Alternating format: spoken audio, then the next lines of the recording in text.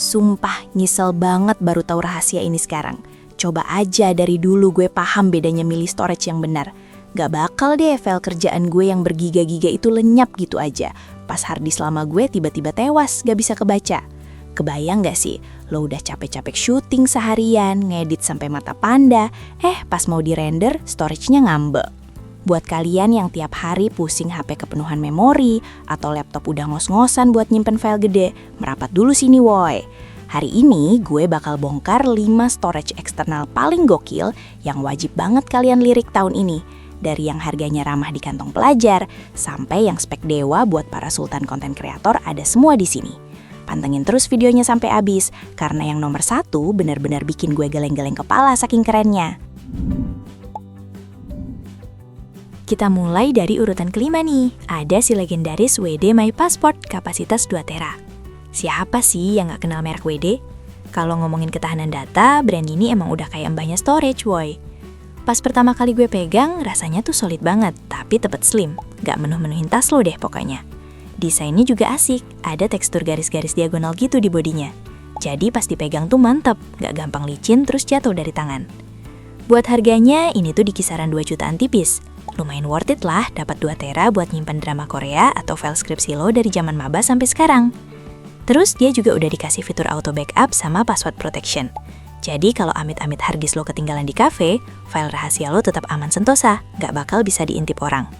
Cuma ya gitu, namanya juga masih harddisk piringan biasa.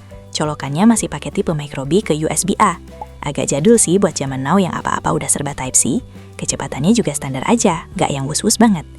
Cocoknya sih ini buat kalian yang cuma butuh tempat parkir data doang, bukan buat ngedit video langsung dari colokan. Lanjut ke posisi 4, kita punya saingan beratnya si WD, yaitu Seagate One Touch. Bodinya itu loh pakai lapisan kain tekstur gitu di bagian depannya. Asli, ini bikin tampilannya kelihatan mahal dan estetik parah. Kalau lo bawa ke kampus atau ditaruh di meja tempat nongkrong, fix nggak malu-maluin deh. Tekstur kainnya tuh ngasih kesan premium yang beda dari harddisk plastik pada umumnya. Harganya lebih miring dikit loh dari WD, cuma sekitar 1,7 jutaan aja lo udah bisa bawa pulang kapasitas 2 tera yang lega banget. Buat urusan colok-colok, dia emang masih pakai USB 3.0 yang standar. Tapi yang bikin gue salut banget sama Seagate ini tuh, mereka ngasih garansi rescue data recovery selama 3 tahun woy. Bayangin aja loh kalau tiba-tiba harddisk lo rusak, kena air atau kebanting, data lo bakal diselamatin gratis sama tim ahlinya mereka di lab khusus. Gokil kan? Jarang banget ada brand yang berani ngasih garansi data kayak gini. Tapi ya, namanya harddisk piringan muter, lo tetap harus hati-hati pakainya. Jangan sampai sering jatuh atau kebentur parah pas lagi nyala. Buat mindahin file segede gaban juga butuh kesabaran ekstra. Pokoknya ini solusi paling pas buat kaum mendang-mending yang pengen kapasitas lega, dapet garansi dewa tapi budget tetap aman. Masuk ke posisi 3 besar, suhunya mulai panas nih guys. Di sini ada kakaknya si One Touch, yaitu Seagate Ultra Touch. Nah, ini baru bener. Dia udah pakai colokan Type-C woy. Akhirnya kita nggak perlu repot nyari konverter atau dongle lagi kalau mau dicolok ke MacBook atau laptop Windows kekinian. Tinggal colok langsung jreng. Desainnya juga makin cakep kalem-kalem estetik gimana gitu, dengan nuansa warna yang natural. Waktu gue tes buat mindahin file, kerasa sih lebih satset dibandingin adiknya yang tadi. Harganya beda tipis di angka 2 jutaan aja, tapi menurut gue jauh lebih worth it. Karena colokan Type-C itu investasi masa depan banget woy. Apalagi dia tetap bawa fitur andalan Seagate, yaitu garansi rescue data recovery 3 tahun.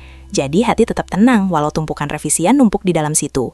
Minusnya, ya tetap aja dia masih pakai teknologi HDD bukan SSD. Jadi kalau lo tipe orang yang kerjaannya buru-buru deadline mepet dan butuh loading super ngebut, barang ini mungkin kurang nendang speednya buat lo. Tapi buat sekedar nyimpan mentahan video resolusi tinggi atau backup foto liburan, ini udah lebih dari cukup. Kalau yang tadi udah oke, yang satu ini lebih gila lagi guys. Di posisi runner-up, kita kedatangan monster dari Korea Selatan. Kenali nih, Samsung T7 Shield. Ini bukan harddisk lagi woy, ini udah murni SSD. Kecepatannya jangan ditanya lagi, ngeri banget sumpah. Read speednya tembus 1050 MB per second. Lo mau mindahin file film 4K bergiga-giga juga kelar dalam hitungan detik doang. Gak ada lagi ceritanya bengong ngopi nungguin loading bar yang jalannya seabad. Bodinya juga dilapisin karet silikon tebel, yang pas dipegang tuh berasa kokohnya, gak kopong sama sekali. Karet ini bikin dia tahan banting. Jatuh dari ketinggian 3 meter juga masih nyala dengan santainya. Terus dia udah punya sertifikasi IP65, yang artinya tahan air dan debu. Bener-bener tahan banting kayak badak. Lo mau bawa dia syuting di hutan kehujanan? Atau amit-amit ketumpahan es kopi susu di meja kerja? Barang ini santuy aja woy, gak bakal konslet. Dengan harga 3,5 jutaan, emang kerasa lumayan nguras kantong sih buat kapasitas 1 tera doang. Tapi percaya deh sama gue, ada rupa ada harga. Build quality dan speednya bikin kerjaan ngedit video lo beres 10 kali lebih cepet. Karena lo bisa langsung ngedit dari SSD-nya, tanpa perlu mindahin file ke laptop dulu. Parah banget bagusnya. Gila. Ini dia jawara kita di posisi pertama. Sang raja segala raja, SanDisk Creator Phone SSD. Jujur pas pertama kali lihat barang ini, gue langsung mikir, kok bisa sih kepikiran bikin alat sekeren ini? Inovasinya bener-bener out of the box banget, parah. Lo tahu kan iPhone zaman sekarang udah support MagSafe. Nah, SSD ini bisa langsung nempel cetrek di belakang HP lo woy. Magnetnya kuat banget, gak gampang geser. Praktis banget sumpah. Lo nggak perlu lagi ribet pegang HP pakai satu tangan sambil tangan sebelahnya megang SSD pakai kabel panjang yang ngejuntai kemana-mana. Tinggal tempel, colok kabel pendek bawaannya, langsung gas rekam video ProRes 4K 60 fps, langsung masuk ke dalam SSD. Nggak makan memori internal HP sama sekali loh. Ini bener-bener holy grail buat para konten kreator yang suka ngevlog atau bikin video sinematik pakai HP. Speednya juga brutal, tembus 1000 MB per second. Desainnya mungil, pas seukuran bulatan MagSafe. Warnanya juga cakep-cakep banget, bikin HP lo makin kelihatan pro. Emang sih harganya paling sultan di antara yang lain, mulai dari 4 jutaan sampai hampir 6 juta buat yang kapasitas 2 tera. Tapi buat lo yang emang nyari duit dari bikin konten, ini investasi yang gak bakal bikin lo nyesel seumur hidup. Balik modalnya cepet banget, karena workflow kerjaan lo jadi super gampang, rapi, dan profesional. Jadi gitu guys, 5 storage andalan yang bisa nyelamatin hidup dan masa depan data lo. Masih bingung milih yang mana nih? Nih, gue kasih contekannya biar gampang. Buat anak kos atau mahasiswa yang butuh gudang data murah meriah, sikat aja Seagate OneTouch di nomor 4. Kalau lo butuh barang badak yang tahan banting buat dibawa liputan outdoor, Samsung T7 Shield nomor 2 itu wajib banget masuk tas lo.